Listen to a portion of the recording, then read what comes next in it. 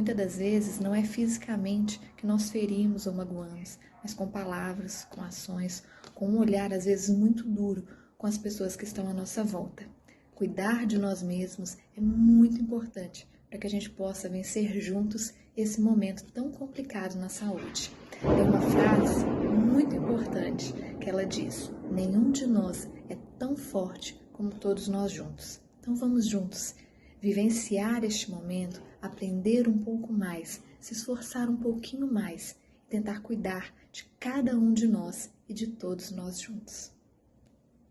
Gente, então uma satisfação dar continuidade ao seminário, né, que acho que nós começamos bem, abrindo perspectivas aí de muito trabalho e de transformação, né, de renovação, de reconexão, né, todas essas palavras aí que mexem um pouco com a cultura organizacional, que precisa sempre de ser melhorada mesmo, né? Acho que as pessoas precisam melhorar cada ano, as instituições também, né? Amadurecer um pouquinho, avançar aí nessa vida, né, cheia de surpresas, cheia de demandas, de necessidades. Então, hoje é uma satisfação que a gente continua a programação falando de resiliência, né, e que talvez fique mais fácil quando a gente tem propósito, que a gente pode aprender muito aí com o estoicismo, né. Essa apresentação, acho que ela tem sido pensada pelo Braga há muito tempo, como uma síntese de muitos aprendizados aí dos últimos anos, né, até assim, para mim ela é um marco assim da saída da preceptoria, né, mas não da saída formal da preceptoria, mas não da saída dessa parceria, né, por boas causas, né, por novas atividades juntos aí. Quem sabe esse projeto mesmo a gente pode compartilhar muita coisa para que o Braga continue fazendo diferença onde ele está, como sempre tem feito, né, nesses últimos anos. Então, Braga, sem mais delongas, passar a palavra para você. Uma satisfação aí, tá uma presença até boa, 30 pessoas já, ainda tem um auditório lá com mais pessoas, Danilo presente, né, a diretoria, então nós estamos muito animados e hoje vamos dar mais um passo aí. Obrigado, Braga, espero que sobre um tempo para a gente conversar um pouco no final também. Obrigado, Reginaldo.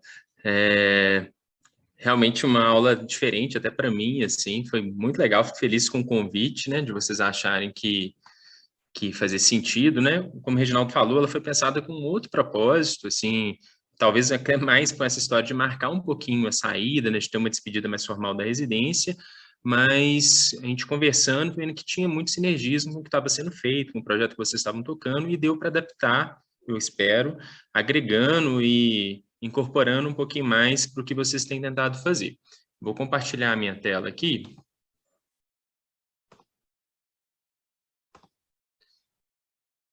Leonardo, Léo, se puder só compartilhar se está aparecendo o slide inicial? Está no mudo. Certinho? Certinho. Joia. Então, realmente, no final das contas, a apresentação ficou um pouquinho com esse nome, de resiliência e propósito, mas talvez a apresentação mais diferente que eu já vi, talvez não, certamente.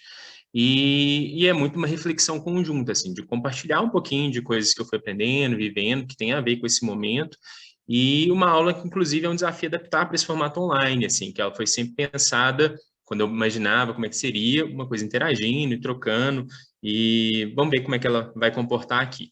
Para quem não me conhece, eu sou Ricardo, né, eu fiz residência no Odilon, vou contar um pouquinho mais da minha história, mas eu exonerei formalmente recentemente, em dezembro, mas a ideia é continuar essa parceria.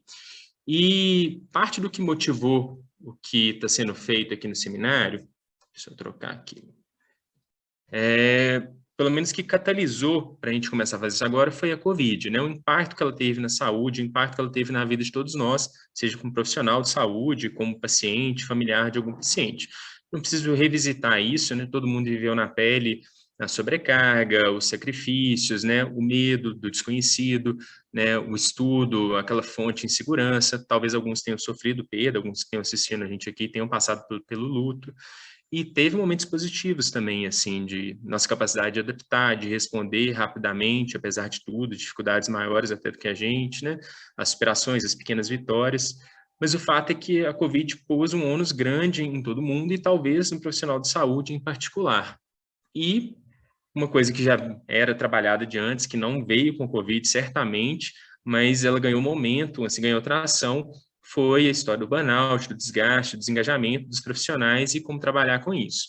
Então, foi a partir de conversas com o Léo, com o Reginaldo, que eu tomei contato com esse documento do IHI, do Alegria no Trabalho, que embasou muito o que vocês estão fazendo, para tentar resgatar um pouquinho dessa ferida que se ampliou com o Covid, né, de trazer mais propósito, trazer mais alegria, mais satisfação no trabalho, engajamento, né, isso está associado com vários desfechos, como vocês viram na sexta-feira, e é um imperativo ético por si só.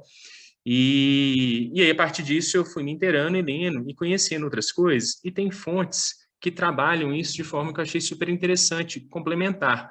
Então, esse quadro, por exemplo, é de um documento muito parecido, propõe uma matriz parecida com esse quadro conceitual do IHI, mas é da Mayo Clinic. Essas figuras que vocês estão vendo, ela tem determinantes do burnout, né? E foi até a partir dele que eu comecei a entender o burnout e engajamento como polos opostos, né? Como extremos de um espectro, assim, do engajamento como anti-burnout. E então ele é determinante dos dois. E ele tem uma coisa que me agrada em relação ao quadro IHI, é que, diferente do IHI, coloca aquele quadro conceitual com tudo numa circunferência, ele coloca o significado, o propósito no centro. Isso faz muito sentido para mim, assim, para a forma de trabalhar as coisas. E a gente, quando está vivendo situações difíceis, mas mesmo em outros momentos mesmo, a gente sempre está contando história, a gente sempre estrutura o caos do que acontece ao nosso redor, os eventos do dia a dia, mesmo as coisas aleatórias, na forma de histórias, de narrativas que a gente vai contando para fazer sentido do que acontece com a gente, para compreender, né, para explicar, para compartilhar. Isso é uma característica humana, inerentemente humana. E tanto é que esse livro, que acho que vários devem conhecer, um livro muito clássico, de um autor que chama Joseph Campbell, é um mitólogo que no começo do século XX ele meio dissecou, né, e descreveu essa estrutura que tem por trás das narrativas de uma forma geral. Foi uma obra meio marcante assim na estrutura da narrativa, né? O que ele fez foi ver que em mitos de diferentes épocas, de diferentes culturas, eles compartilham sempre uma mesma estrutura, como se eles contassem uma mesma história várias e várias vezes, com pequenas variações. Daí esse nome, né, o Herói de Mil Faces. E por trás disso está claro que o que motiva as histórias são as nossas vidas, né, as nossas necessidades, as nossas dúvidas, inseguranças. Então faz sentido que realmente as histórias elas se repitam, elas estão sempre atendendo uma mesma demanda. E mesmo nos cenários mais extremos, a gente cria histórias e busca por sentido. Então, esse livro também é um clássico muito famoso, do Viktor Frankl, um psicoterapeuta austríaco, né, que veio fundar o que ele chamou de logoterapia, e que passou, talvez, pela experiência mais extrema que alguém pode passar, que foi os campos de concentração nazista, né, que, infelizmente, até voltaram à tona de forma triste aí na mídia recentemente, por pessoas que foram o exemplo oposto que a gente está querendo construir aqui, né, de não ter empatia e compaixão pela história dos outros. Mas o Viktor Frankl, ele narra um pouquinho das experiências que ele viveu e dos colegas, o que ele observou, né, nessa situação extrema e nessa busca por propósito, e a partir dessas experiências dele, ele construiu essa corrente da psicoterapia, chamada logoterapia, que tem como premissa básica que os transtornos de saúde, os nossos sofrimentos, vêm de quando a gente não tem um sentido para a existência, assim, a gente precisa disso, procurar isso racionalmente. E isso é tão importante na saúde, mesmo que não sob essa perspectiva, que tem até essa disciplina que tem ganhado força, assim, cada vez mais da medicina baseada em narrativas, né? Que avalia e estuda um pouco disso. É um guarda-chuva abrangente, né? Tem várias coisas que são avaliadas em relação a essas técnicas de trazer a narrativa para a medicina. Não sei se o som dos trovões está atrapalhando aí. Mas, por exemplo, de identificar melhor a história dos pacientes e com isso construir mais empatia, que é algo que a gente está batalhando aqui, mas melhorar até a técnica de anamnese, né, de interpretar melhor a história do paciente, colher melhor os dados, atribuir significado para eles, se expressar melhor, né, essa habilidade mais abrangente até de trazer a arte para ressignificar e entender um pouquinho do que os pacientes estão passando. E com base nisso, e como as histórias elas são uma ferramenta forte para estabelecer empatia, eu acho que vale a pena até vocês conhecerem um pouco mais da minha, para quem não conhece. Né? Isso é um exemplo que vem da arte, aí se a gente quer ser universal, começa por pintar a própria aldeia, né? Que é atribuída ao Tolstói. Então, para entender um pouquinho de onde eu vim, acho que vale a pena, do que eu estou falando aqui, entender um pouquinho de onde eu vim. Então, eu sou daqui de BH, né? Vivi aqui a vida inteira, fiz faculdade de medicina, terminei em 2008, trabalhei um pouquinho, precisava ganhar dinheiro por ser arrimo de família, e aí em 2010 eu fiz a residência do Odilon, E foi, na narrativa que eu conto em mim mesmo, uma experiência transformadora, um marco, né? Pelo que eu aprendi, pelas pessoas que eu conheci, pela comunidade que eu vinha construir depois disso, né? Professores que se tornaram amigos depois, pelos exemplos, né? Então, foi um marco, de fato. E aí, em 2002, quando eu terminei, me casei, continuei como preceptor, até recentemente, como eu falei no começo. E aí, o outro exemplo transformador da vida, tive meu filho, Caetano, que está com 2 anos agora, e estou esperando o segundo para junho. Mas para essa na história de hoje aqui, o que importa é o que aconteceu em 2017. Através do Odilon, pela Natália especificamente, pelo Zé Sérgio, eu tive contato de perto com o podcast. Eles já existiam antes disso, mas foi a primeira vez que eu particularmente tive contato e me entusiasmei pela ferramenta, e tanto que a gente veio construir junto, né, liderados aí pela Nath, o podcast da Residência, que foi uma ferramenta, uma experiência super bem sucedida, e eu fui me apaixonando, interagindo, e tive contato com um outro podcast chamado Filosofais Diz, que é um podcast sobre filosofia americano, que é um pouquinho da história do pensamento da filosofia, e quando eu cheguei nos estoicos, isso me marcou demais, foi um gancho, me interessei muito, compartilhei com outros, né?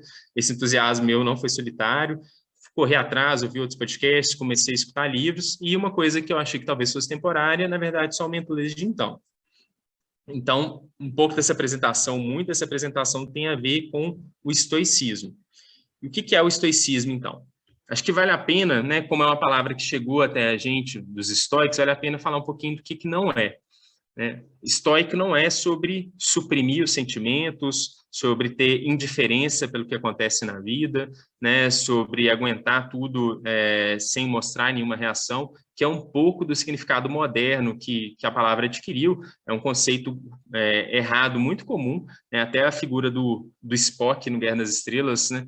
Foi criada pela visão que o criador tinha do que era o estoicismo, né? Ele achava que aquilo era uma representação fiel, e não é. O estoicismo não é nada disso, a palavra mudou de significado com o tempo. O estoicismo ela é uma escola filosófica bem antiga, né? Ela é quase contemporânea do Sócrates, né? Eles vieram um pouco depois deles, inspirado por eles, e é uma escola de filosofia que surgiu ali no final do século IV, né, antes de Cristo, na Grécia, no período helenístico, né? Depois da queda do Alexandre o Grande, num período de efervescência do pensamento no Ocidente, né? Então, tinha várias outras escolas junto, do epicurismo, do Epicuro, né? As escolas tradicionais do Aristóteles, do Liceu, continuavam existentes, a academia do Platão, tinha os céticos, os cínicos, né? Que foram até a origem do estoicismo. Então, uma época efervescente dessas várias escolas, inclusive competindo, né? Para se impor como o pensamento dominante, e o estoicismo, de certa forma, foi o vencedor disso. Durou mais 700 anos, a gente tem registros, pelo menos, até século II, III depois de Cristo, dela ainda vigorosa. Depois vai perdendo, mas a influência dela continuou. Então, outros pensadores que vieram depois, Montaigne, Schopenhauer, continuam muito influenciados. E a gente sabe um pouco da origem do estoicismo com Zenão, que foi o criador, Cleantes, Crisipo, mas o que a gente tem, principalmente, o que chegou mais para a gente, as obras que chegaram, que a gente conhece, é um estoicismo mais tardio, o estoicismo romano, depois que a filosofia migrou da Grécia para o Império Romano, na figura dessas 3 pessoas que estão representadas aí. O Epicteto, que talvez seja a figura mais interessante deles, né? Um ex-escravo que se torna liberto, se torna filósofo, reconhecido pelo mestre dele, o que ele tinha de potencial, ele liberta, e aí ele foi um professor destacado na época dele. O Sêneca, que foi primeiro um advogado, enriqueceu, depois foi um senador romano muito importante, foi tutor do Nero, embora talvez seja a parte da bibliografia que ele gostaria de suprimir, e o Marco Aurélio, talvez o ideal aí desse imperador filósofo, né? Cada um deles, então, com muito destaque, muito engajado na realidade, né, na ação da política da época deles, que é um pouquinho da característica do estoicismo. O estoicismo não está morto, pelo contrário, né? Isso aí é um print de hoje aí da Amazon, então tem obras entre os mais vendidos, tanto as obras originais como Meditações, que é um livro que o Marco Aurélio escreveu para ele mesmo e foi redescoberto e chegou para a gente. Ele não tinha intenção de divulgar isso para ninguém, mas reflexões dele. O Manual de Epicteto, que são máximas que ele falava com os alunos, e os alunos compilaram, né? Ele mesmo não escreveu nada. E do Sêneca é o que mais chegou coisa para a gente. Ele escrevia muito bem, de todos eles é o que escreve melhor, e que a gente tem mais obras, e tem várias obras, inclusive atuais, interpretando, algumas até mais para o cunho de autoajuda, tem site, tem podcast, então vem até um certo renascimento do estoicismo. E o que é o pensamento estoico, então, para a gente entrar na matéria aí de uma vez? Por que isso me cativou? Eles têm 3 pilares, assim, ou 3 componentes principais, que eles chamam de física, de lógica e de ética. Só que os estoicos não colocariam como pilares, eles eram ótimos de metáfora e de máxima para transmitir o conhecimento deles, e uma das mais famosas metáforas para explicar um pouquinho de como que eles viam esses 3 componentes da filosofia é o do pomar. Então, eles enxergavam a física como o solo, né, que dava origem às coisas que nutria, as árvores, né, com as frutas, principalmente, como a ética, e a cerca como a lógica, que mantém isso protegido. Para detalhar e ficar um pouco menos abstrato. A física é como os estoicos explicavam o mundo material ao redor deles, como eles enxergavam isso. E a gente tem que lembrar que as pessoas que eles tinham para construir os conceitos, né, como até hoje, era a observação da natureza ao redor. E o que eles viam era um universo ordenado, um universo perfeito, um universo que parecia racional. Né, os ciclos das estações se alternando perfeitamente, o movimento dos astros no céu, o equilíbrio, né, na cadeia alimentar. Para onde eles olhavam, eles viam ordem, viam perfeição, eles viam razão, que era até como eles se referiam a isso, né, uma razão universal regindo todo o resto. Então, de uma visão moderna, dá para entender que os estoicos viam o universo, eles tinham uma perspectiva panteísta, do universo como algo divino. E uma das coisas interessantes do estoicismo, assim, porque ele é tão versátil, está ganhando essa versão, ela é adaptável até hoje, é porque é fácil identificar com essa visão, né? Seja se você que está escutando aí tem uma religião cristã, por exemplo, é católico, é fácil de ter essa perspectiva divina do universo, e se você também é ateu, não tem uma religião formal, também é fácil se fascinar com esse equilíbrio, com essa perfeição, né? E a partir disso, como o solo, eles derivavam algumas coisas que são das máximas mais famosas deles, inclusive a dicotomia do controle.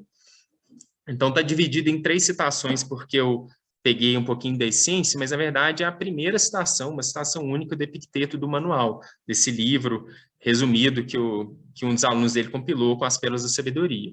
Então os estoicos eles viam o universo, tudo, como dividido em 2 coisas, as que estão em nosso poder e as que não estão.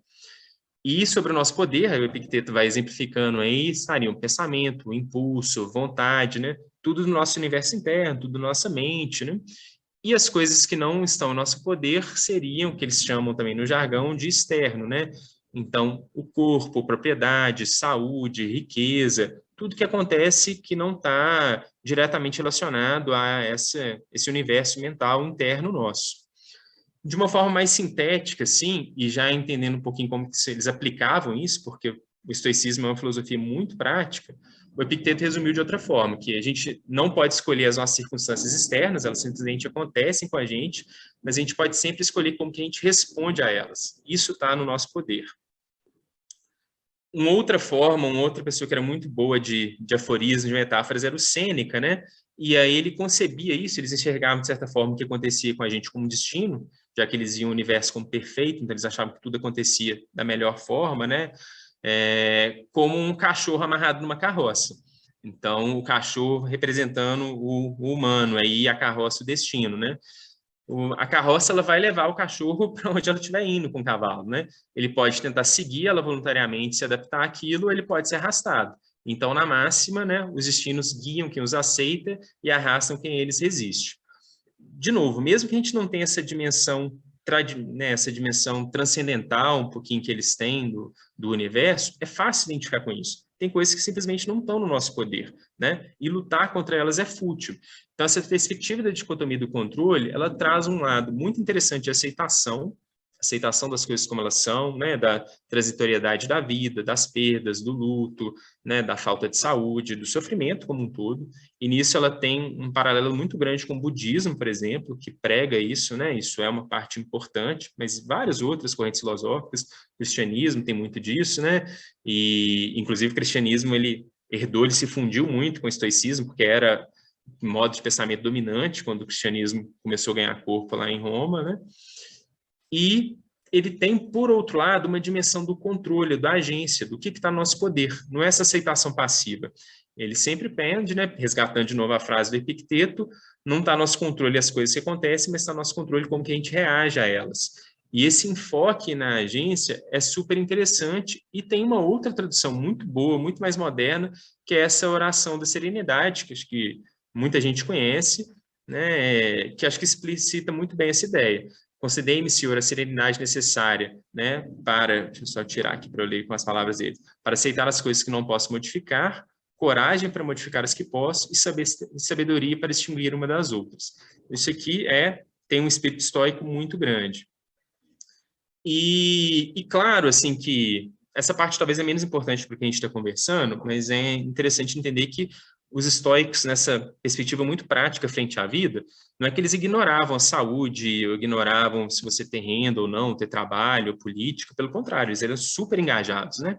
Marco Aurélio, imperador, né, romano, no auge do Império Romano, o quinto imperador daquela era dos 5 bons imperadores, né, no auge do domínio territorial, o Sêneca como um homem rico, influente, e eles só tinham a perspectiva de que isso não era essencial para a felicidade ou para a tranquilidade, como eles expressavam. E então eles dividiam esses externos como indiferentes. Isso era indiferente para o que importava mais. E a gente consegue identificar com isso quando a gente pensa, eu ter uma deficiência física, por exemplo, ainda que grave, isso é impeditivo? É impossível ser feliz assim? Não, claro que não. A gente conhece vários exemplos. Eu atravessar uma situação difícil de penúria financeira, isso é um problema? Ou qualquer outra diversidade, né? Isso necessariamente implica que eu vou ser infeliz, que eu vou sofrer? Não. As pessoas encaram isso de forma diferente. E é assim um pouquinho que os estoicos encaram. Existem aqueles indiferentes que claramente são preferíveis, então eles vão sempre optar e trabalhar para ser saudáveis, optar e trabalhar para estar engajados na sociedade, para serem bem vistos, mas eles entendem que isso está abaixo na hierarquia dos valores e que eles podem estar sujeitos, eles não ancoram a felicidade, a satisfação deles nessas coisas que são transitórias e que estão, em última análise, fora do controle. Bom, e aí depois disso a gente tem um componente da lógica, que é a forma como eles entendem, que eles estruturam o raciocínio. Aqui eu estou simplificando um pouquinho porque é importante para a gente, né? Na lógica, assim, o que quem escreve sobre os estoicos fala que eles só perdem realmente para Aristóteles, que fundou a disciplina, né? Mas as implicações práticas é que eles entendem que as opiniões que a gente forma sobre as coisas, né, sobre o mundo, elas começam com os eventos causando uma impressão nos nossos sentidos. A gente percebe essas coisas através dos nossos sentidos de alguma forma. E essa impressão, ela é objetiva sem nenhum juízo de valor. Mas depois a gente atribui juízo para elas, a gente atribui valor, a gente faz julgamentos em cima dessas impressões. E é aqui que está um pouquinho do foco da atenção dos estoicos. A gente pode assentir ou não a esses julgamentos, né? Ficou ditado errado aí. E a gente pode ser atento com eles, né? Às vezes a gente pode fazer julgamentos precipitados e entender que faz parte da impressão aquilo, sentir medo diante de uma tempestade, igual está acontecendo aqui agora, mas na verdade, se a gente parar para refletir, a gente vai ver que tem um julgamento que veio depois, que está influenciando como a gente percebe. A impressão não tem isso atrelado a ela. E isso tem implicações práticas importantes, que essa frase do Marco Aurélio resume muito bem também, que é, se alguma coisa externa lhe causa angústia, não é a coisa em si que o perturba, mas o seu julgamento a respeito. E isso você tem o poder de eliminar agora. Isso é bem profundo, assim, se a gente parar para pensar, embora, né, simples como é a característica deles, e a gente pode pensar desde o mais trivial, que é a forma, por exemplo, de levar uma fechada no trânsito. Algumas pessoas ficam transtornadas, buzinam, arranjam briga, né? E até, às vezes, infelizmente, em alguns casos, perde a vida por causa disso, tem consequências graves. E tem pessoas que são absolutamente indiferentes em relação a isso, né? Atravessa e continua numa boa. O evento é o mesmo, mas o julgamento é fundamentalmente diferente. E assim com todo o resto. Então, a gente vê pessoas no cotidiano que lidam com crises, com adversidades de forma muito diferente, né? Pacientes que enfrentam perdas de formas muito diferentes, familiares que enfrentam perdas. E, claro, existe uma diversidade, existem valores, existem contextos culturais muito diferentes entre si, mas é interessante esse insight de que não é o problema em si, como a gente costuma fazer esse link automático. E isso é muito parecido com outras disciplinas. Então, a terapia cognitivo-comportamental, né, e eu não vou falar com propriedade de um especialista, claro, mas ela trabalha muito nisso, assim, dos pensamentos automáticos que a gente cria, que a gente tem a partir de crenças fundamentais que às vezes são inconscientes sobre as coisas. Então, ela trabalha, ela entende que você pode trabalhar de forma racional as suas crenças, né, para mudar a sua saúde, mudar esses pensamentos automáticos e aí tratar a depressão. E a gente tem, inclusive, muitas evidências que isso é eficaz. A comunicação não violenta, que eu também não vou entrar em detalhes porque vai ter uma apresentação só sobre isso, ela trabalha muito sobre o julgamento, né?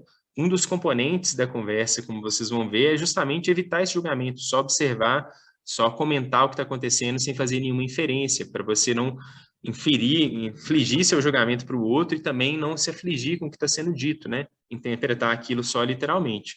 E também feedback. A técnica do feedback passa muito por isso, né? Se você vai comentar, e aí eu vou trazer os exemplos para a gente que é da saúde, sobre um residente que está com, por exemplo, demorando muito nos intervalos de checagem de ritmo para retomar a reanimação cardiorrespiratória, a massagem. Se você falar isso, você está demorando demais, isso é um julgamento e tende a ser mal recebido. Se você simplesmente fala, olha, passaram uns 15 segundos ali, isso é mais bem recebido. Então, existe uma lógica única por trás disso. E uma outra coisa super importante, que a gente tem até fábulas a respeito, é de que a gente nem sempre interpreta as adversidades corretamente, né? A gente não sabe o que vai acontecer. Então, às vezes, você tomou uma fechada e atrasou, e isso vai evitar um acidente que você sofreria lá na frente, né? E, no caso dos estoicos, por exemplo, tem um exemplo que até é dramático, mas ilustra bem, o fundador da escola, o Zenão, ele criou isso, ele sofreu um naufrágio, foi parar lá na Grécia e perdeu tudo, e a partir disso, dessa experiência, que ele teve contato com Diógenes, que foi seu professor de filosofia dele, que deu uma guinada na vida, enfim, e é como ele é conhecido hoje, a partir do naufrágio em que ele foi o único sobrevivente. Bom, e aí o último componente, o último braço disso é o braço da ética. E a ética, a gente tem que entender que, às vezes, né, a gente tem até uma certa resistência, o que é ética, o que é moral, que era uma perspectiva extremamente diferente que eles tinham na filosofia antiga, né? O Pierre Hadot, que foi autor desse livro, que foi uma das minhas melhores leituras do ano passado, super legal, ele fala isso, que era uma filosofia prática, uma filosofia de você viver, não só um discurso, como é na academia hoje, uma coisa dissociada do que você faz, né? E dentro disso, a ética, o que ela buscava responder era o que é uma vida boa, como é que eu devo levar a minha vida, o que é importante, né? Era uma dimensão muito prática mesmo do que é importante no dia a dia. E os filósofos têm nesse modelo, né, os estoicos têm nesse modelo do universo como perfeito, eles buscavam, lógico, entender esse modelo e eles entendiam que a gente deveria seguir a natureza, né? Então, uma raposa faz o que uma raposa faz, ela se alimenta, o ciclo das plantas, e o homem deveria fazer o mesmo. E o que distingue o homem de todo o restante é compartilhar a razão, né? É ter a razão, é conseguir fazer juízo sobre as coisas, refletir, melhorar. Então, o entendimento deles é como se a gente compartilhasse um pouquinho dessa fagulha, dessa razão universal que rege o universo. De novo, a gente não precisa ter essa visão transcendental deles, mas dá para entender que faz parte da nossa natureza seguir esse componente, que é o que nos diferencia. E através disso, né, ou isso, viver pela razão, julgar tudo, é um sinônimo para eles de buscar uma vida virtuosa. Ou seguir a natureza, seguir a razão, ou uma vida virtuosa, é praticamente a mesma coisa, como os estoicos estão falando. E as virtudes, né, essas virtudes clássicas, essa figura do Sócrates, que é quem inspirou e era um modelo importante para os estoicos, da sabedoria, da coragem, da temperança, né, moderação e justiça, elas fazem sentido para a gente e elas são cada vez mais relevantes. Então, quando o Reginaldo, né, apresentou naquela aula inaugural do seminário, do Reconectar, ele citou um pouquinho de algumas virtudes dos movimentos que apareceram, né? E a empatia, a compaixão, são virtudes, elas não estão listadas aqui, mas elas são tidas como virtudes clássicas. E também está tendo um resgate disso. Esse livro Justiça e o que é fazer a coisa certa, que é um livro que foi um best-seller, muito famoso, alguns talvez tenham lido, ele discute modelos, né, da gente interpretar, da gente julgar se uma coisa é justa ou não, e um dos modelos que ele escolhe, o autor inclusive fala no livro que é o favorito dele, é o da virtude, né? Esse livro do lado é um livro sobre liderança, assim, é um livro recente, lançado, um autor influente da área da saúde, e que ele estrutura, ele baseia a liderança e propõe esse modelo baseado em virtudes. Então, isso é algo muito vivo. E algo que faz sentido porque os estoicos eles enxergam isso como uma jornada, né? Buscar ser virtuoso todos os dias. E aí, se a gente tira o jargão, assim, que talvez soe esquisito, né? Falar que você está buscando ser virtuoso, mas buscar ser uma pessoa melhor todos os dias, buscar aprender algo novo, né? Buscar ajudar, também são fáceis de encaixar e conciliáveis com várias perspectivas, sejam elas religiosas, filosóficas, né? É fácil se identificar com isso. E uma dimensão que eu acho particularmente atraente dos estoicos é como eles se portam em relação ao outro, assim. Várias correntes filosóficas, assim, algumas até orientais, elas são, pelo menos do jeito como eu entendo, um pouco autossuficientes, elas pregam um certo desligamento, uma indiferença para o mundo. E os estoicos são o contrário, né? Eles, inclusive, criaram a palavra cosmopolita, eu não sabia disso, né, quando eu comecei a ler, mas é uma palavra que foi criada pelos estoicos, que tem a ver com o termo de uma cidade universal. Então, eles se identificavam como cidadãos do mundo, né, como uma mesma comunidade. Então, eles entendiam como uma implicação decorrente de seguir a razão, de seguir a nossa natureza, seguir a virtude, era que a gente deveria ajudar uns aos outros, se engajar politicamente, né? Isso era parte do que era um dever de um estoico. E aí tem essa citação, por exemplo, do Sêneca, que, né, mostra um pouquinho disso, né? O fim que ela, a escola estoica, nos assinala é ser útil, ajudar os outros e ter cuidado, não somente de si mesmo, mas de todos em geral e de cada um em particular. E essa é uma dimensão que acho que qualquer um da saúde consegue se identificar, tem a ver com sentido, tem a ver com propósito, tem a ver com o que faz a gente sair de casa todos os dias, enfrentar o que a gente enfrenta. E é muito conciliável. E é legal ter isso, entendendo que isso não é só na saúde, né? Que a gente está cuidando da saúde quando a gente faz várias outras coisas, inclusive se engajar politicamente mesmo, para melhorar um pouquinho dos determinantes, né, da saúde que a gente vive. E ainda nessa história de fazer um pouquinho de comparações, eu vou ver se eu consigo passar esse vídeo. Aí eu vou te pedir para dar o retorno, para não perder muito tempo, se sentir que não está dando certo. Mas ver se essa história deles de seguir a natureza e ser virtuoso, se realmente isso faz sentido numa perspectiva mais moderna. Então, eu vou precisar parar de compartilhar aqui rapidinho, eu acho que vai precisar. Deixa eu ver aqui se me fala. O vídeo está passando? O vídeo tá, só não sei se tem áudio. Ele tem legenda, então vai ficar Braga, um pouco menos impactante, mas... Braga, está acionado o mudo aí, olha, é só você desacionar. Aqui? Isso. Jóia. Está em inglês de qualquer maneira, mas a parte do... Ele é um vídeo legendado, então acho que mesmo que não fique um áudio tão claro, vai dar para entender o que eu quero dizer. Então, esse é um pesquisador, o vídeo é maior, né? Essa apresentação chama o comportamento moral dos animais, ou dos animais não humanos, e ele conta uma série de experiências que são todos muito interessantes, mas esse aqui, que talvez outros já tenham visto, é o mais interessante. Ele não vai durar isso tudo aqui, tem 4 minutos até o final a partir desse trecho, mas, na verdade, o que eu quero mostrar é um pouquinho menor que isso. Então, vou deixar com ele aqui, vocês me falam se tiver algum problema para ouvir.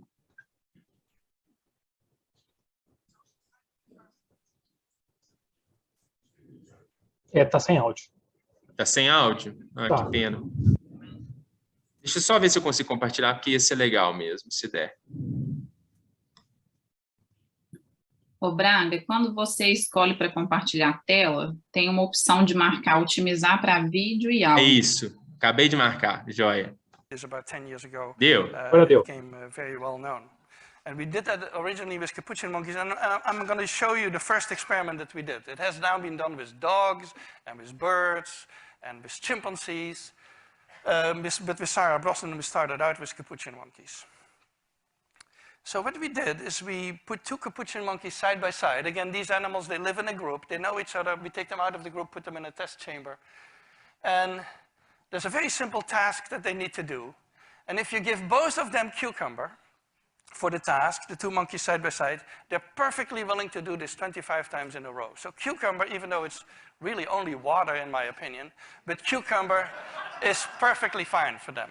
Now, if you give the partner grapes, the food preferences of my capuchin monkeys correspond exactly with the prices in the supermarket. And so if you give them grapes, that's a far better food. Then you create inequity between them. So that's the experiment we did. Recently, we videotaped it with new monkeys who had never done the task, thinking that maybe they would have a stronger reaction, and that turned out to be right.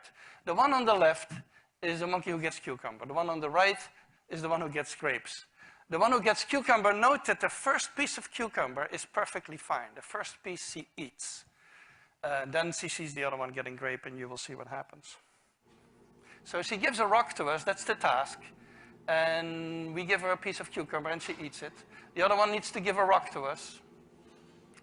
And that's what she does. And she gets a grape.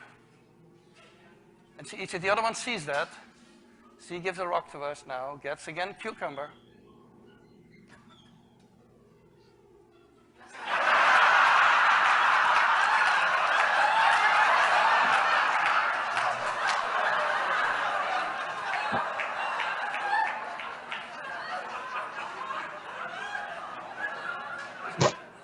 She tests the rock now against the wall. She needs to give it to us.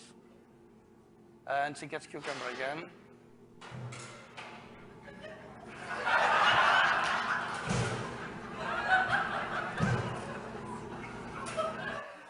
So this is basically the Wall Street protest that you see here.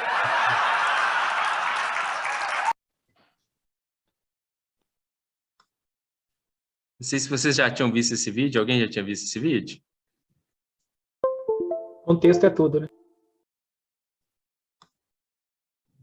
E, assim, o legal desse vídeo, ou a perspectiva que ele quer mostrar, é que existe uma sensação inerente de injustiça ou de justiça, né?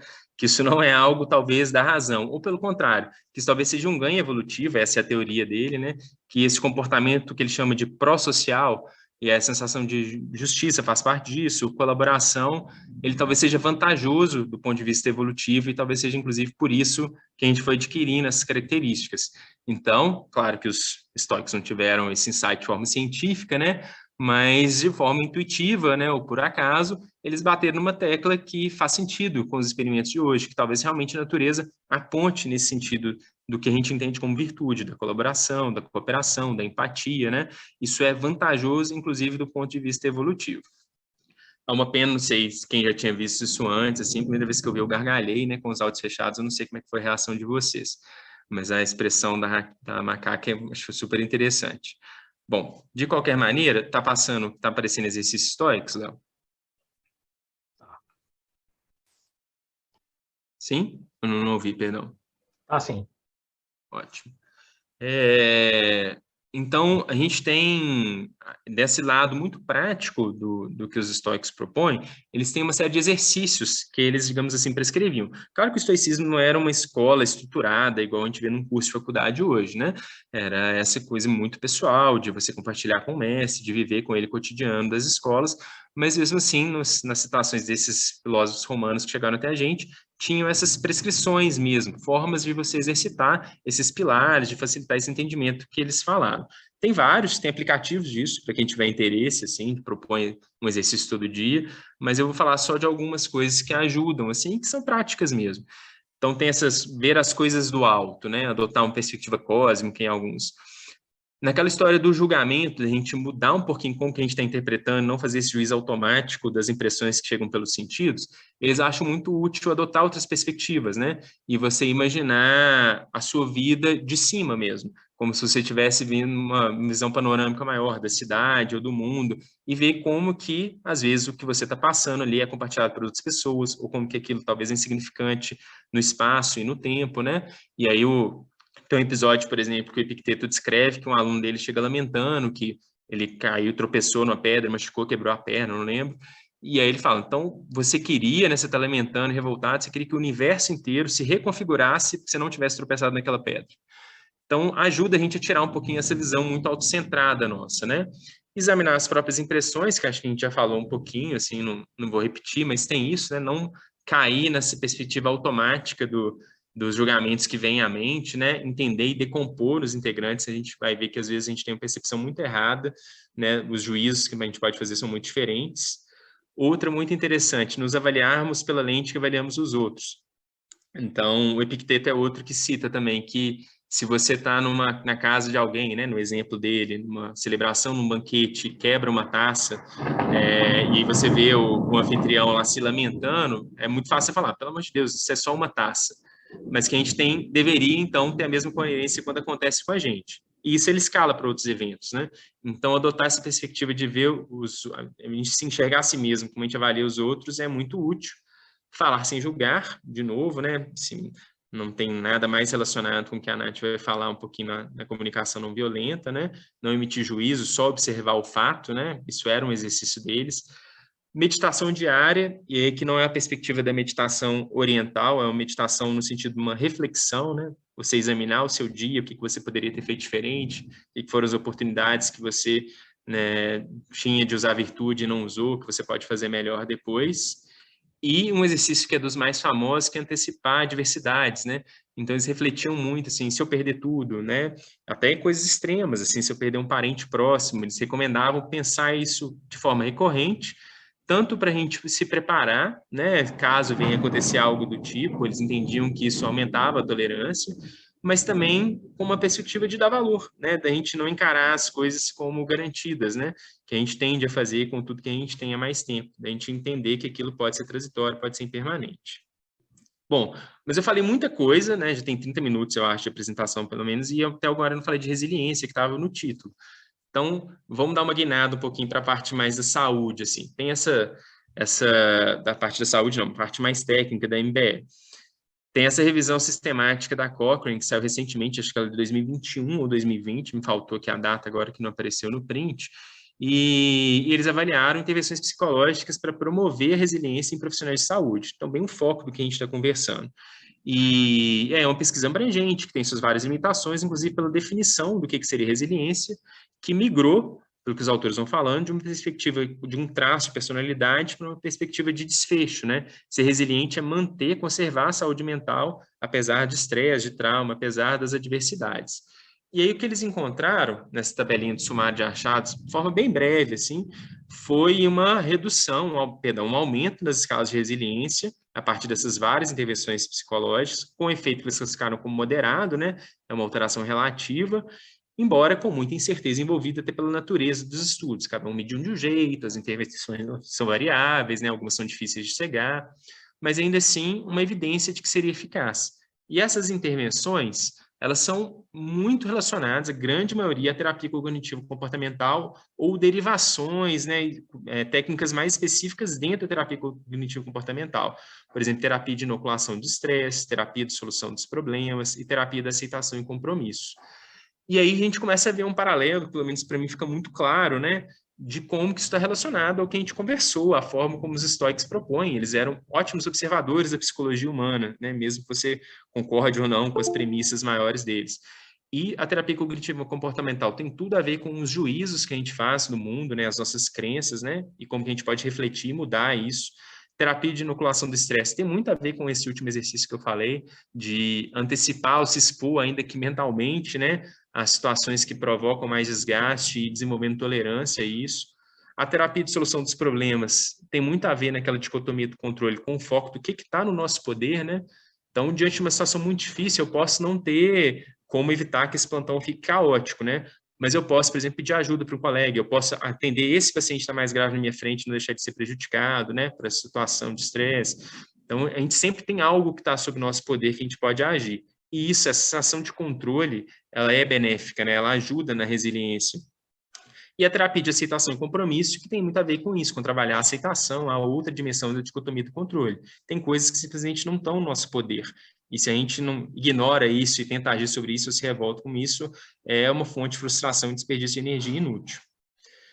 Bom, então, por que falar de estoicismo e não da terapia cognitivo-comportamental, já que isso é o que tem mais evidência, uma perspectiva mais moderna? Primeiro que talvez não precise ser um ou outro, né? E aí tem essa citação que eu acabei esquecendo, perdão, de traduzir, mas que mostra, né? E isso é uma citação do autor, do Beck, né? Que já faleceu, mas foi o criador da terapia cognitivo-comportamental moderna, que a origem filosófica da terapia cognitiva vem da filosofia estoica, né? E aí ele cita alguns autores, e mesmo os autores que antecederam a terapia cognitivo-comportamental, em quem o Beck se inspirou, né? Dubois, por exemplo, o Ellis, eles também citavam, o Ellis particularmente citava explicitamente o estoicismo, assim como uma fonte de inspiração, até esse livro, que é justamente isso, né? Filosofia da terapia cognitivo-comportamental, né? Mostrando como que elas se relacionam. E aí o outro motivo, já que talvez não seja um ou outro, mas porque eu preferi estoicismo, tem a ver com propósito, assim. A terapia cognitivo-comportamental é muito útil se a gente entende ela, né, e comprovado, baseado em evidências, né, como uma ferramenta terapêutica, uma intervenção que você pode propor, estudar, uma técnica que você pode ensinar. Mas o estoicismo, num nível mais pessoal, né, não estou propondo ensinar estoicismo para o paciente, ela vem embutida no sistema maior, ela é menos instrumental, ela tem um propósito embutido nela, né, ela faz parte de um todo coerente, que faz sentido, inclusive, ou é aplicável não só na área médica, mas na vida como um todo. Então, será que essa apresentação é uma evangelização do estoicismo, né? A recomendação, a lição final, a mensagem-chave é que todo mundo deveria ser estoico? Não, assim, e aí eu espero que isso fique mais claro, né? durante a apresentação eu fui falando de muita coisa aqui. Eu falei de budismo, eu falei de logoterapia, né, desse autor o último que eu citei, do Viktor Franklin, falei de cristianismo, eu falei de terapia cognitivo-comportamental, de feedback. Então, existe uma convergência com esses assuntos todos, né? Tudo que os estoicos estão falando tem uma certa associação com essas outras disciplinas, algumas delas, como o budismo, que inclusive vieram antes, né? Medicina baseada em narrativa, até a evolução, né? Vocês viram no vídeo aí do comportamento moral dos animais. Então, existe uma convergência com esses vários assuntos. A terapia cognitiva, o estoicismo, perdão, ele foi a minha jornada pessoal de entender, de me aproximar de uma coisa que cativou, que fez sentido para mim e que me permitiu trabalhar essas dúvidas todas que são comuns a todos nós, né? Como o Joseph Campbell mostrou no livro dele. E aí, de forma mais elegante pelo Pierre Hadot, talvez essa convergência tenha um motivo. Aí eu vou tomar a liberdade de ler um trecho aqui mesmo, né? Mais do que uma citação, é um trecho, mas que expõe a ideia que eu estou querendo transmitir, que é essa. Fui por muito tempo avesso à filosofia comparada, porque pensava que poderia criar confusões e aproximações arbitrárias. Mas me parece agora, ao ler os trabalhos de meus colegas, que há realmente analogias perturbadoras entre as atitudes filosóficas da Antiguidade e as do Oriente. Analogias que não podem ser explicadas por influências históricas, mas, em todo caso, permitem talvez melhor compreender tudo que pode ser implicado nas atitudes filosóficas que se esclarecem assim umas às outras. Os meios que nos permitem chegar à paz interior e à comunhão com os outros homens ou com o universo não são ilimitados. Talvez devamos dizer que a escolha de vida que descrevemos, as de Sócrates, de Pirro, de Epicuro, dos estoicos, dos cínicos, dos céticos, correspondam a algumas espécies de modelos constantes e universais que se reencontram sob formas próprias a cada civilização nas diferentes regiões culturais da humanidade. Ou seja, talvez exista uma verdade única sobre o que é ser humano, sobre o que é importante, sobre o que é o valor da vida, que essas várias correntes, né, ao refletir, ao pensar, né, tudo que significa, tudo que a gente passa, acabam esbarrando uma verdade única que, né, é maior do que todos nós, ou que diz respeito a todos nós, que são enxergados simplesmente por perspectivas diferentes, que têm mais convergência do que divergência. E aí, para encerrar, então, uma última palavra que tem muito a ver com compaixão, com empatia, que é gratidão, né? Essa jornada minha pessoal, não só do estoicismo, mas todo o resto, eu devo ela muito ao Odilon.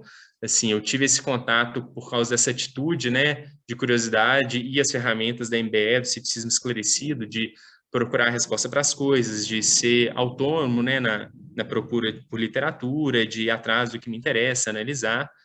Esse valor de ser sempre focado no paciente, né, foi transformador, ver como é que o SUS pode funcionar, uma equipe que era engajada, um serviço com qualquer restrição externa que tinha, sempre procurava fazer o melhor, e essa comunidade que compartilha, né, os mesmos valores e que me permitiu ir fazendo trocas, né, eu converso sobre isso com pessoas que estão aqui assistindo, com a Natália, com o Reginaldo, com o Munir, com o Léo, né, e sobre o paciente, sobre a vida, sobre criação de filho, então sou muito grato por isso. E uma última nota, assim, para os estoicos era muito importante ter modelos de comportamento.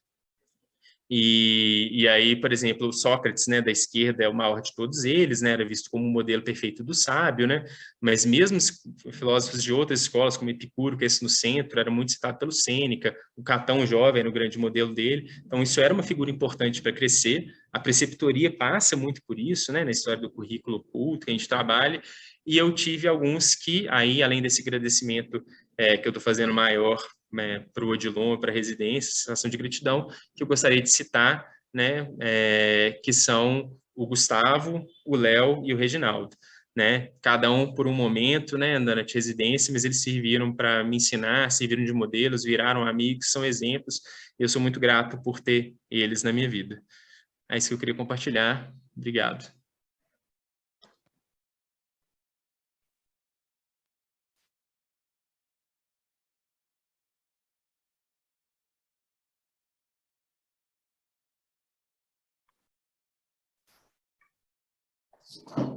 Braga, se quiser interromper o compartilhamento. Estava procurando o botão aqui agora. Gente, comentários, perguntas. Ô, Braga, foi maravilhoso. Emocionei no final aqui. Valeu, Léo. Obrigado, brother. Obrigado, Regis. Não, calma. Os estoques toleram silêncio. O silêncio é... Nós estamos pensando aqui, nós estamos processando. Foi de muito impacto, né? Vamos guardar um pouquinho, às vezes tem mais alguém querendo comentar.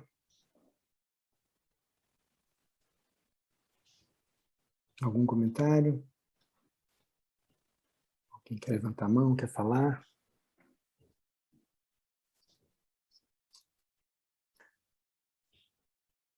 Reginaldo, eu gostaria. Por favor. Abre o seu vídeo. É Adriane. Abro sim. Estão me vendo?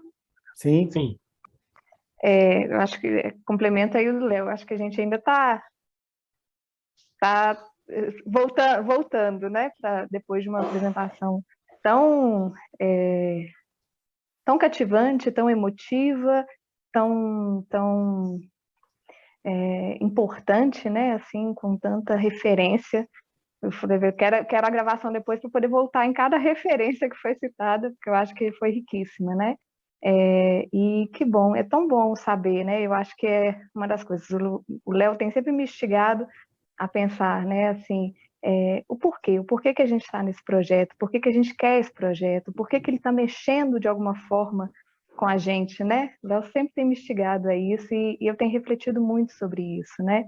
E que bom, que coisa maravilhosa sair de uma palestra onde você sai mexido internamente, né? Onde aquilo que é dito mexe com aquilo que a gente acredita, né? Eu acho que talvez esse projeto esteja sendo tão valioso para tantos de nós, justamente porque não é só uma determinação institucional, não é uma tarefa que a gente tem que cumprir, mas é algo que que veio de encontro à necessidade de tantas pessoas, né? Eu acho que tanta gente no hospital estava querendo esse momento de se cuidar e de cuidar uns dos outros, e esse momento culminou na proposta, né, dessa discussão que a gente está levando aí ao longo do ano.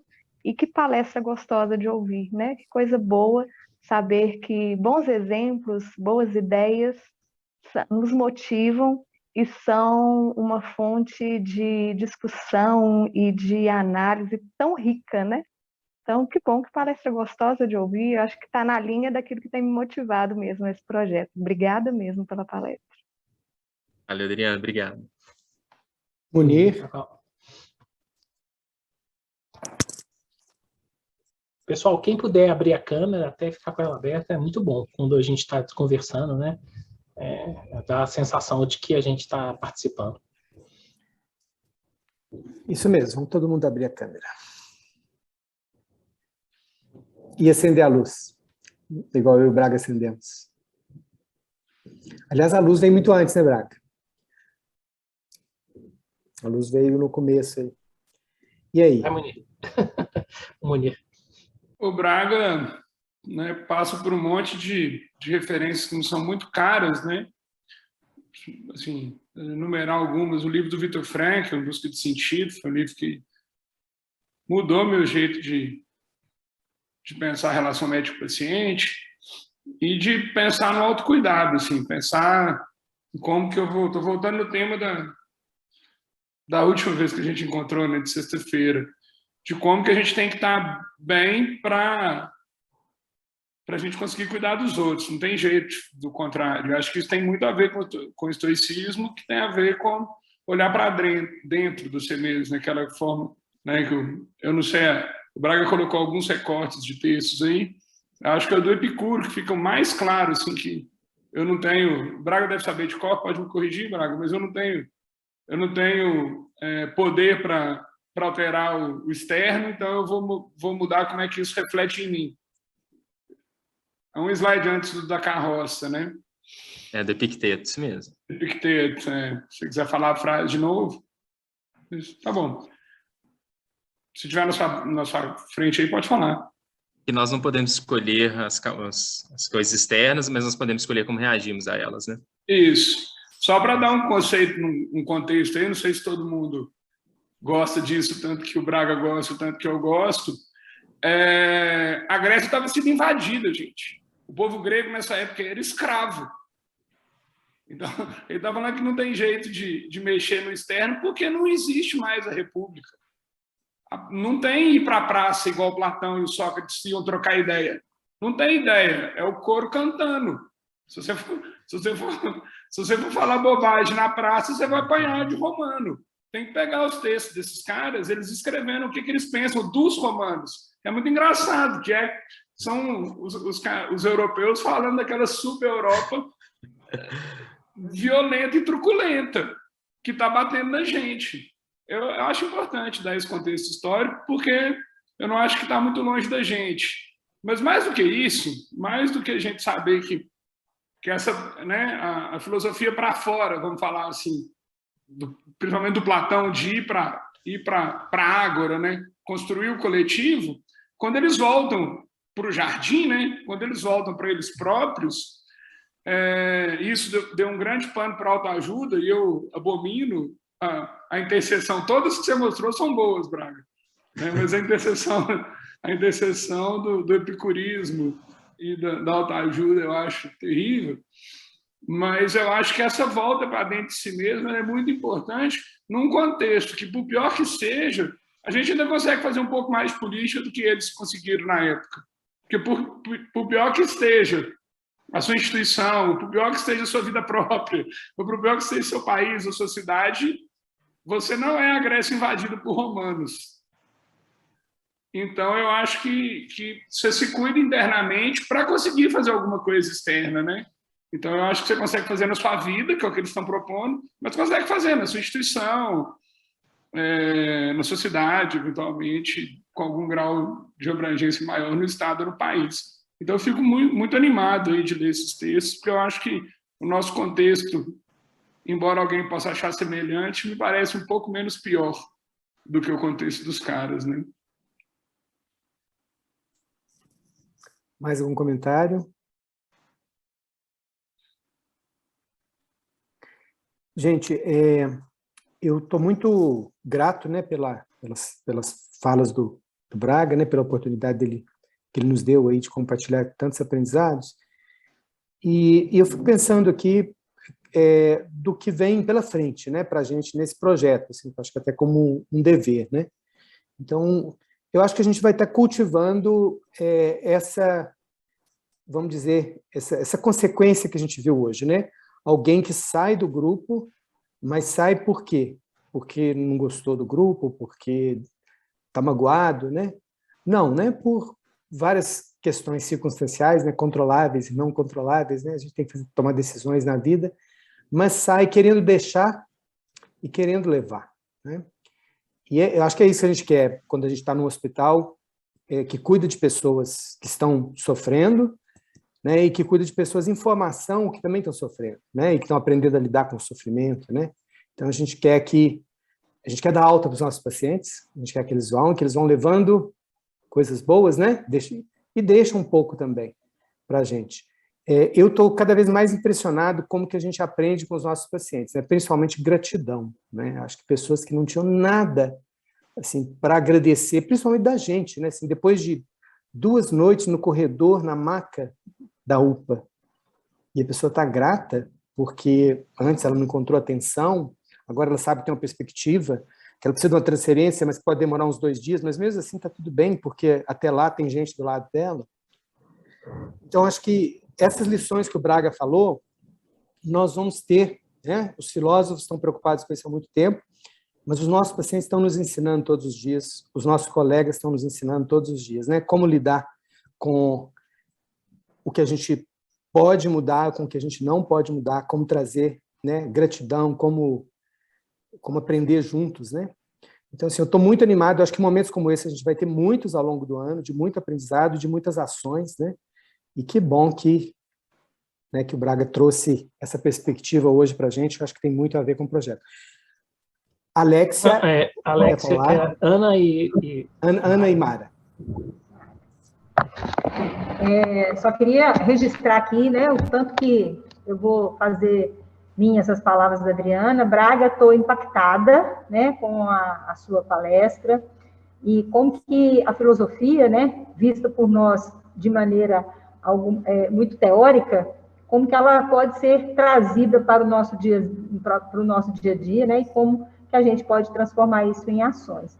Então, assim, obrigada pela essa belíssima apresentação. Fiquei realmente muito impactada e muitas coisas que você disse toca realmente muito fundo naquilo que são os nossos propósitos no dia a dia. Então, falar de propósito desta forma, né, embasada, é muito bacana. E sim, te agradecer por essa exposição. E, assim, vou ouvir outra vez, porque eu acho que a gente precisa pensar mais vezes sobre isso, tá? E a oração que você colocou, né, para que Deus nos dê serenidade para aceitar, né, aquilo que a gente não pode mudar, era a oração diária da minha mãe. Então, ainda assim, me tocou mais fundo ainda. Então, assim, muito obrigada. Legal demais essa aí. Aproveitar que eu já estou com a câmera aberta e o som aqui, nós estamos aqui em 3, 6, 11 pessoas aqui no auditório. E, assim, eu fiquei um bom tempo, assim, com a cabeça aguardando o meu processamento. E acho que vou ficar ainda impactada por muitas horas e dias. Como a Mara falou, acho que vale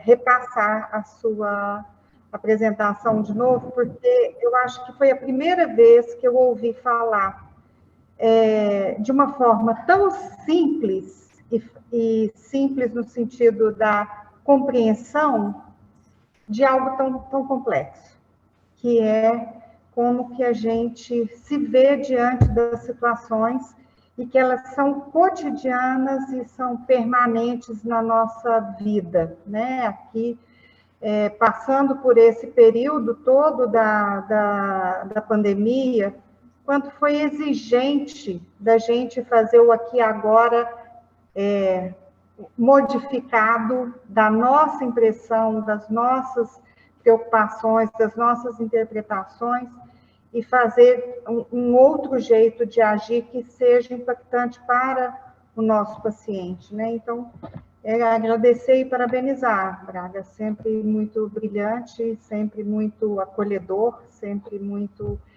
didático, então foi muito bom, e a gente vai ter muito que aprender, e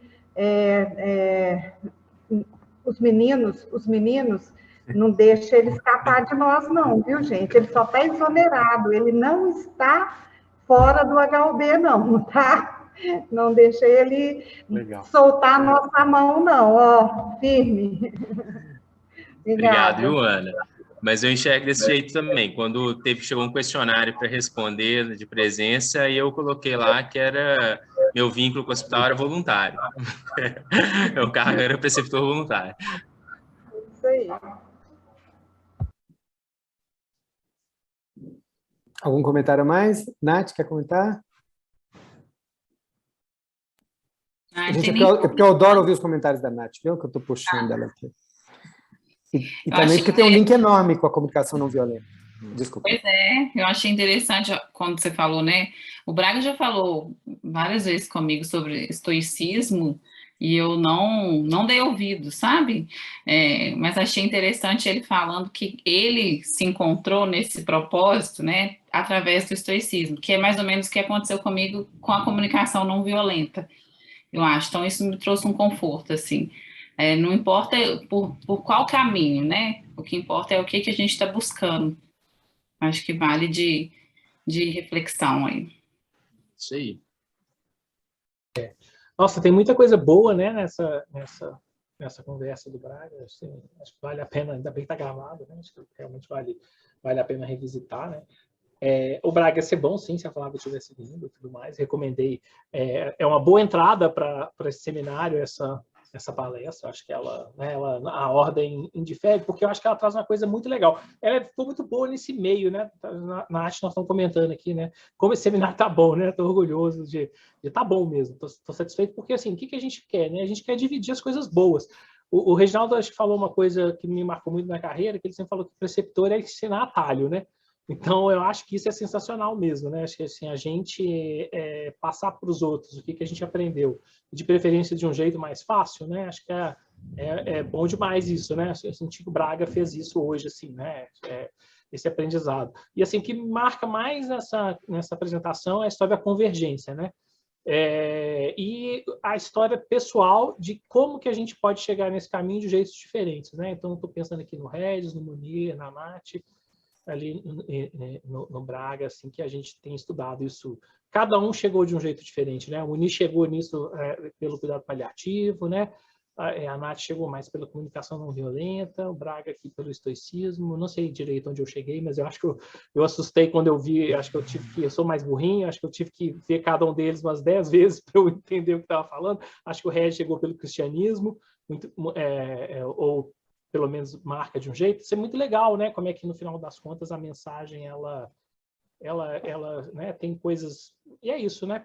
Pelo poder da mensagem e tudo mais. Então acho que é isso, né? Acho que a gente sintetiza bem o que a gente quer discutir aqui para frente, e essa necessidade de não ficar só na mensagem, né, que hoje a gente está extasiado e a gente precisa aplicar isso, né? Enquanto você estava falando, pensei em várias coisas, né? Por exemplo, estava comentando aqui na Nath, não tem jeito, né? A gente vai escutando e vai comentando, fazendo analogia da gestão de resultado versus a gestão por processo, né? Como gestor, não tem jeito de não pensar nisso. A gente não controla resultado, né? Mas a gente controla o processo, né? E no final das contas, a gente acaba chegando nos resultados. Sempre defendi isso, né? Agora estou vendo que é uma defesa estoica, né? Então, acho que a gente vai encontrando, né, um jeito de... Como é que tem uma convergência. Acho que pessoalmente, eu fiquei impossibilitado de conversar por um tempo, né, mas no final das contas é isso. Estou sentindo muita gratidão aí por esse momento e muita força para a gente continuar aí nesse projeto, principalmente terminado essa semana aí, né, para os próximos passos concretos mesmo, né, da gente produzir aí transformação no cotidiano. Foi bom demais. Ô, Léo, justamente por não ter um compromisso ferrenho com o resultado, na hora de ler filosofia, tem que ler o texto original e não o comentário, viu? Porque o que importa é ficar perdido no meio do livro. Aí você sai melhor. Se o cara te dá um negócio mastigado, aí você só lê o manual. É o processo mesmo, cara. Falando sério. É uma conversa, eu tô aproveitando aqui, gente, desculpa, porque é uma conversa recorrente. Minha, do Léo, do Braga. Esse negócio de ler o comentário ou ler o original. É claro que o comentário ajuda muito, estou provocando eles aqui, mas eu sempre defendi que tem que ler o original mesmo. Uma hora tem que ficar um pouco perdido. Claro que a gente tem que focar em onde que vai chegar também. Mas tem a hora de ficar perdido para você criar interpretação sua, né? É importante. Gente, muito bom. Acho que nós temos que encerrar, né? Já estamos ultrapassando um pouquinho uma hora. Alguém mais quer falar? Última chance? Que não falou ainda? Não? Então, minha obrigação aqui de reforçar o que vem por aí, né? Porque o seminário não terminou, então acho que nós todos estamos, né, extremamente gratos aí ao Braga, né, que trouxe a perspectiva de uma filosofia pragmática, né, da filosofia que pode estar no dia a dia. Assim, vários vão ser os referenciais, né, que a gente vai utilizar. Talvez na reunião da sexta ficou bem claro que aquela história de que assim, as evidências apontam que colaboração é o que nos faz sermos melhores, né? Não é, hoje você mostrou os macaquinhos lá, o Braga. Assim, provavelmente a evolução foi guiada muito mais pela colaboração, né, do que pela sobrevivência dos mais bem adaptados, né, dos indivíduos mais adaptados, assim, das comunidades mais bem adaptadas. Eu acho que os hospitais não vão ficar fora disso, né, nos próximos anos. Então, a gente acredita, né, que os modelos aí de qualidade, Lean, né, são todos muito importantes, mas o mundo está acordando que as experiências dos profissionais e dos pacientes são fundamentais, e elas precisam de uma estratégia, né, para que a gente cuide dessas experiências. Então, o projeto é sobre isso. Então, amanhã a gente vai abordar, vai ser muito, muito, muito bom, né, Nath? Porque é comunicação não violenta, e porque é um referencial muito legal que foi citado aqui hoje, né? Então, a gente vai trabalhar amanhã. Na quarta não teremos nenhuma atividade, e na quinta A gente vai conversar um pouco, aí na quinta eu vou voltar a apresentar para vocês o projeto em inglês, que se a gente pudesse resumir com meia dúzia de palavras, talvez seja mesmo comunicação não violenta a nível organizacional. Né? Liderança compartilhada, né? Liderança compassiva, liderança, por natureza, ela é compartilhada. Então, ela tem tudo a ver com o resgate né, de coisas boas que todos nós acreditamos, né, com a gestão participativa. Então, acho que vai ser muito interessante. E na sexta, o Léo e o Danilo vão terminar mostrando o caminho para frente. Então, ajuda a divulgar, né, para que mais pessoas vejam no momento da apresentação, né, e ajuda a divulgar para que quem não pôde vejam no vídeo, porque nós queremos um movimento no Odilon, né? Nós não queremos que pessoas assistam aulas, mas que pessoas se engajem num movimento que vai durar o ano todo, não só o ano todo, né, Ana? O ano 1, né? 2022 é o ano 1, 2023 é o ano 2, e a gente espera ser modelo para vários outros serviços, né? Eu acho que esse interesse Eu tenho interesse. Com certeza. Gente, muitíssimo obrigado, Braga. Então, não some, né? Continuamos unidos aí pelas causas, né? Pela amizade, né? Uma gratidão muito grande de você ter passado aí da gente ter encontrado nessa vida, viu? Bacana demais, viu? Muito obrigado mesmo, minha maior gratidão. Valeu, Regis. Obrigado a todo mundo pelo convite. Boa noite, boa tarde, então, gente. Até amanhã, às 19h30, né? 19h30. Ajuda a divulgar, tá? Reforce aí.